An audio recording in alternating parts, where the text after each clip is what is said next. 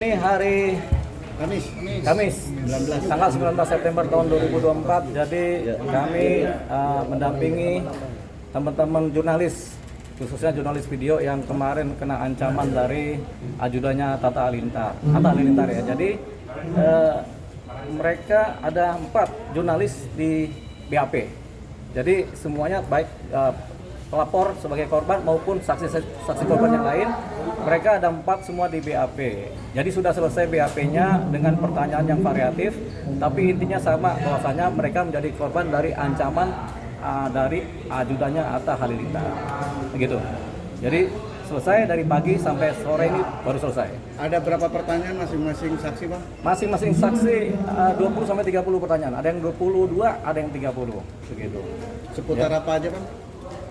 Seputar mengenai tempat kejadian perkaranya, kejadiannya, kemudian bagaimana mengancamnya, kemudian apakah merasa terancam, kemudian apakah merasa terganggu, apakah merasa bekerja sebagai pers kemudian dibatasi, itu pertanyaannya. Begitu.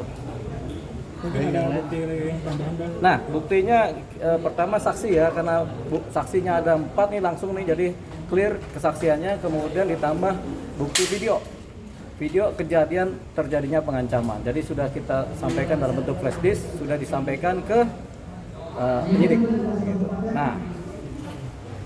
Nah, jadi kemudian setelah di sini di BAP tentunya ada yang namanya meminta keterangan dari pihak sebelah. Pihak sebelah ini adalah si pengancam, si terlapor ini. Tapi sebelum nyampe ke situ kan, ini kan kita belum tahu secara detail siapa sih si pengancam ini. Apakah seseorang pribadi swasta, apakah pribadi dari pejabat negara, kita belum tahu si pengancam ini. Makanya harus dicari ke sana. Namanya pun kita belum tahu. Jadi untuk sampai ke sana tentunya karena si terlapor ini terkait dengan sebagai ajudannya Atta Halilintar, jadi tentunya yang akan dipanggil berikutnya adalah Bung Atta Halilintar. Untuk dipanggil, dimintai keterangan tentunya sebagai saksi, apakah benar ini ajudannya, begitu. Karena nggak mungkin tiba-tiba turun tanpa terkait begitu. Jadi banyak orang tahu juga memang beliau adalah ajudannya Atta Halilintar. Jadi tentunya ke Atta dulu, baru dipertanyakan lah, si ini siapa nih, apakah ajudannya, apa benar apa tidak, namanya siapa, nama lengkapnya, Bang. Jadi terlapor ini bisa terakhir begitu. Mungkin sudah ada ini Bang, bocoran jadwal untuk dipertemukan antara si pelapor dan terlapor. Ada bocoran pertemuan antara dan pelapor. Ini kan pengancaman ya, pengancaman dan ini bukan persoalan cyber ya, yang ada kemudian mediasi ya. Jadi karena ini adalah tindak pidana publik murni, kemudian pengancaman murni, memang ada aduannya, tapi ada juga undang-undang pers yang dilanggar. Ini yang publiknya adalah undang-undang pers ini. Jadi kita kemungkinan tidak ada mediasi sih, tidak ada pertemuan mediasi. Jadi karena ini tindak pidana publik murni ya, publiknya ada di undang pers, pengancamannya adalah delik aduan gitu. Tapi karena ada publik murninya ya sudahlah, tampaknya tidak ada mediasi, jadi prosesnya berjalan continuous terus gitu.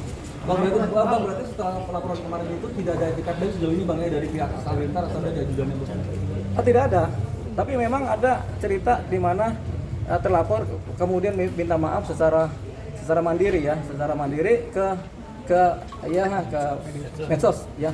Tapi itu kan permintaan maafnya juga ya begini.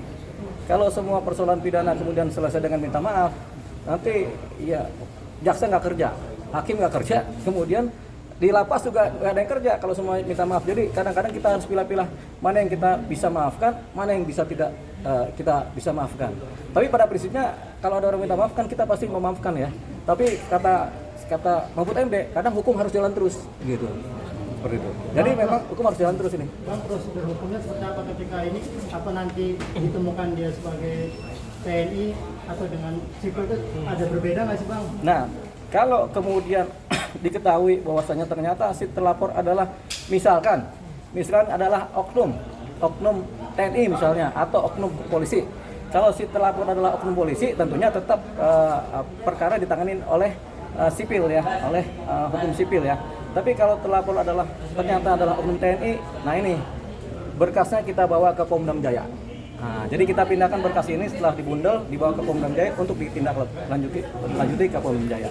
Tapi kan kita belum tahu ini siapa, gitu. Tampak-tampak sih orang sipil, gitu.